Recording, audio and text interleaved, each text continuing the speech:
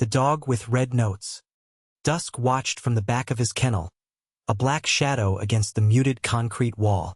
The clatter of bowls, the excited yips of newly arrived pups, and the murmur of potential adopters filled the air. He'd seen countless dogs come and go, their tails wagging, their eyes bright with the promise of a home. He'd been here 4 years.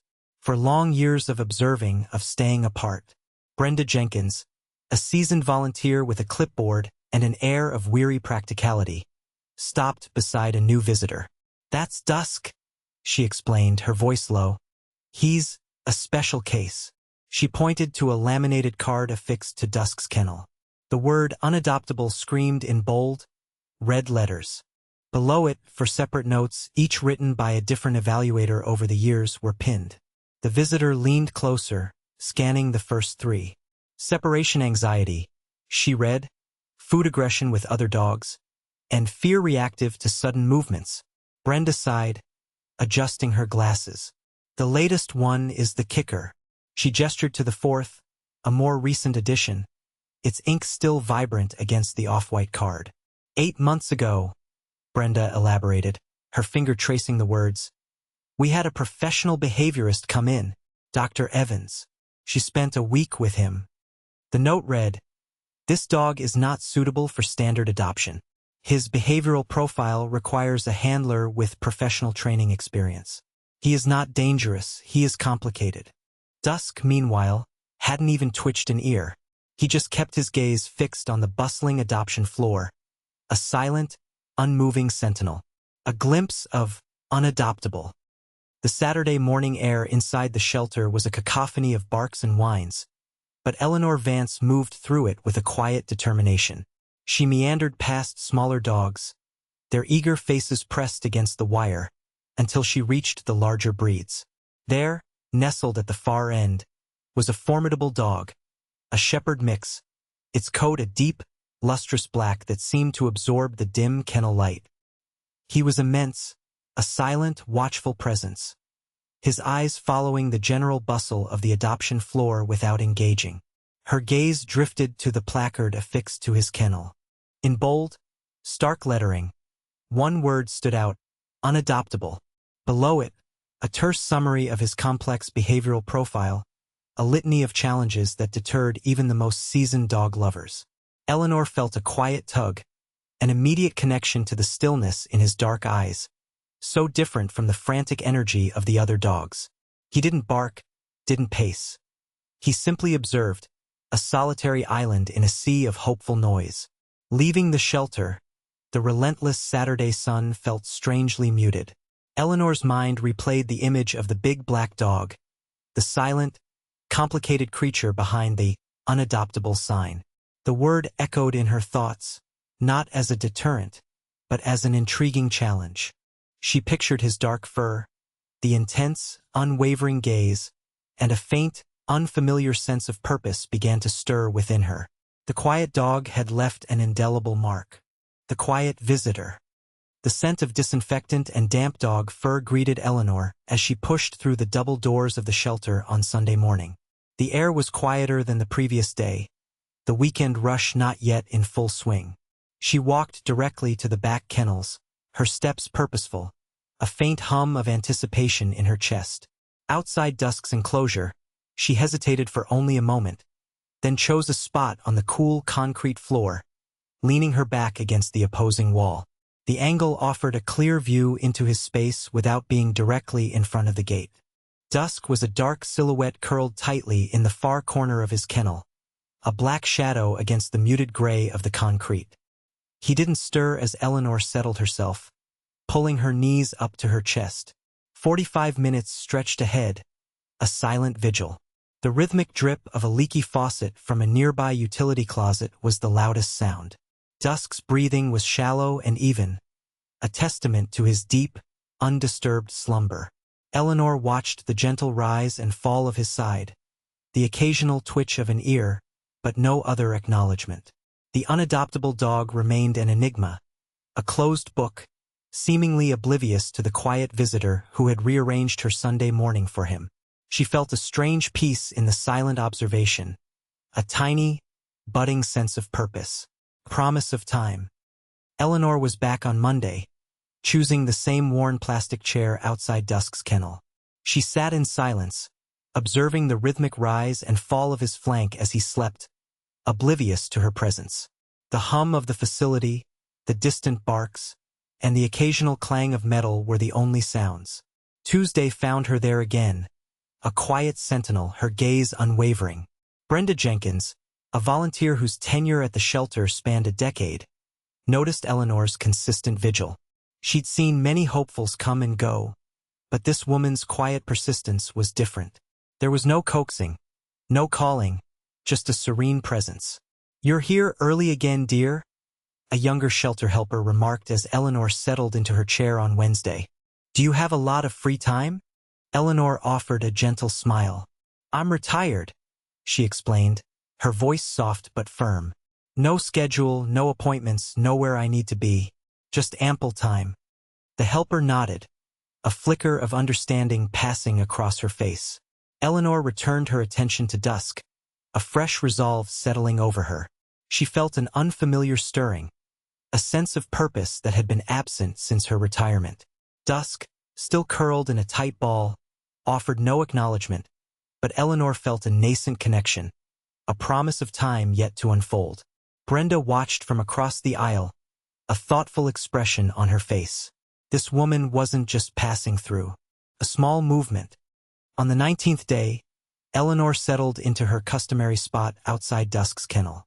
The concrete floor, perpetually cool, no longer felt quite so alien beneath her. She arranged her worn cardigan, a small ritual now, and watched the large, dark shape curled in the back corner.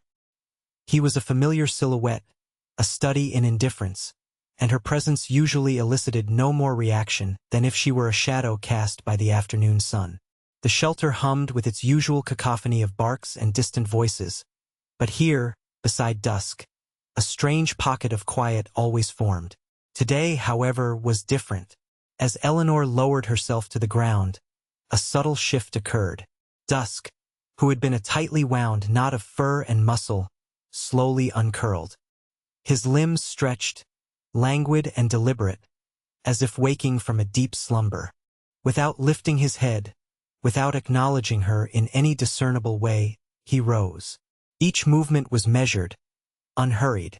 Then, with an almost imperceptible grace, he began to walk. Not towards her, not away, but simply to the front of his kennel. He stopped just shy of the bars, his back still partially turned, but his body now faced the same direction as hers. Eleanor's breath caught. A tiny gasp she quickly stifled. No eye contact, no wagging tail, just this small, monumental repositioning. A spark, fragile and incandescent, ignited within her. It was a silent acknowledgement, a ripple in the vast ocean of his apathy. She remained still, her own presence a quiet anchor, allowing the delicate thread of connection to extend, unbroken. The air felt charged, pregnant with a new, unspoken possibility. Facing each other. The familiar scent of disinfectant and damp concrete greeted Eleanor as she pushed open the shelter door on day 31. Today, however, felt different. As she approached Dusk's kennel, she found him not curled in the distant corner, but already awake, his dark eyes fixed on the entrance to his run. He didn't bark, didn't shift with alarm, just watched her with an intensity that made her pause. Eleanor took her usual seat on the small plastic stool, placing her hands on her knees. Dusk, in a movement so fluid it seemed almost deliberate, walked slowly to the very front of his kennel. He settled himself, a large, dark mass, directly facing her. For a fleeting second, their gazes locked. It wasn't the distant, indifferent stare she'd grown accustomed to, but a direct, almost inquisitive look. Then his head lowered, resting on his paws. He remained there, utterly still, facing her. A quiet joy bloomed in Eleanor's chest, warm and unexpected. This wasn't merely proximity. It was an acknowledgement, a subtle invitation. The air between them, usually thick with unspoken histories, now hummed with a fragile, burgeoning connection. She felt a profound sense of purpose in this simple act, a validation that rippled through her, deep and resonant. The silence, once a barrier, now felt like a shared space. The waiting dog. On day 40, the familiar jingle of keys announced Eleanor's arrival. As she turned the corner toward Dusk's kennel, a sight she hadn't yet witnessed unfolded. He was already there, positioned directly at the chain-link gate, his dark eyes fixed on her. And then, subtly, his tail offered a slow, deliberate wag. It wasn't the frantic blur of a puppy, but a quiet, almost tentative gesture, a tiny ripple of welcome. Eleanor paused, her breath catching in her throat. This was new, profound. She knelt, her hand reaching through the cool metal mesh, not quite touching him but offering the proximity. Dusk's nose twitched, and he leaned into the space, his dark fur brushing against her fingertips. A silent conversation passed between them, a shared recognition, a fragile bridge built over weeks of quiet persistence. From the office doorway, Brenda Jenkins watched, a thoughtful expression on her face. She'd seen dogs come and go, seen the hopeful and the heartbreaking. But Dusk had always been a solitary storm. This soft, almost imperceptible shift, the gentle sway of his tail, the way he leaned into Eleanor's presence. It was a crack in the wall. Brenda reached for the phone, the number for the behaviorist already committed to memory. "It's Brenda from the shelter," she said. "I think you need to come see something. The override." The behaviorist, Dr. Eris Thorne, leaned against the chain-link fence, his presence unobtrusive. From across the yard, he watched Eleanor Vance sit on the worn bench outside Dusk's kennel. The shepherd mix was no longer a shadow in the back. He stood at the gate, his dark eyes fixed on Eleanor, a soft, almost imperceptible wag stirring his tail. As Eleanor extended her hand, Dusk nudged his head into her palm, a gesture of profound trust. Brenda Jenkins, the shelter director, joined Dr. Thorne. "He's been like this for weeks," she murmured, her voice laced with awe. "For years we've tried, for different trainers. Eleanor just... Saturday." Dr. Thorne nodded slowly, his gaze still on the pair. "Tell me about the red notations again." Brenda recounted Dusk's history, the string of failed evaluations, the consensus that he was too complicated for a typical home. She detailed Eleanor's unwavering dedication, the quiet persistence that had chipped away at Dusk's defenses. "She just kept showing up," Brenda finished, her eyes misty. "And he just kept waiting." Dr. Thorne watched as Eleanor whispered something to Dusk, who responded with a gentle whine, leaning more fully into her touch. The tension that had coiled around the dog for so long seemed to have unwound, replaced by a quiet contentment. He turned to Brenda, a decisive look on his face. "Bring me his file." A few minutes later, in the hushed office, Dr. Thorne uncapped his pen. He found the special form, the one reserved for extraordinary circumstances, for the rare cases where instinct trumped protocol. With a firm hand, he signed the override, a clear, unequivocal stroke that erased years of doubt and opened the door to a new life. The scratch of the pen on paper felt like a turning point, a soft but undeniable echo in the quiet room. A new beginning. The pen felt light in Eleanor's hand, a stark contrast to the weight in her chest. Day 43. She scrawled her signature on the last line of the adoption papers, the ink drying quickly on the crisp white form. Brenda Jenkins, the shelter director, offered a warm, knowing smile. "He's found his person, Eleanor. Truly." Eleanor nodded, her gaze drifting towards the open manila file on Brenda's desk. Inside, for crimson index cards lay nestled amongst the other documents, each a testament to Dusk's past, a silent history of his struggle. "May I?" she asked, her voice softer than she intended. Brenda understood immediately. "Of course." With a delicate touch, Eleanor lifted the cards. Each held a terse, professional assessment, complicated, unsuitable for standard adoption, requires professional training. She ran a thumb over the raised lettering of the last one, the stark words a reminder of the chasm they had both crossed. These weren't just notes. They were pieces of Dusk's former life, a record of the walls he had built. She folded them carefully, tucking them into the deep pocket of her wool coat. They weren't a judgment, but a promise to remember where he'd come from and how far he'd traveled. Dusk waited patiently by the door, his tail giving a slow, deliberate sweep against the linoleum. As Eleanor approached, he nudged her hand with his wet nose, a low rumble of contentment vibrating in his chest. Outside, the late afternoon sun cast long shadows across the empty parking lot.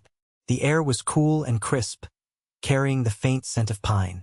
With the red cards a reassuring weight in her pocket, Eleanor clipped the lead to Dusk's collar. Together, they stepped out into the quiet twilight, embarking on a new beginning.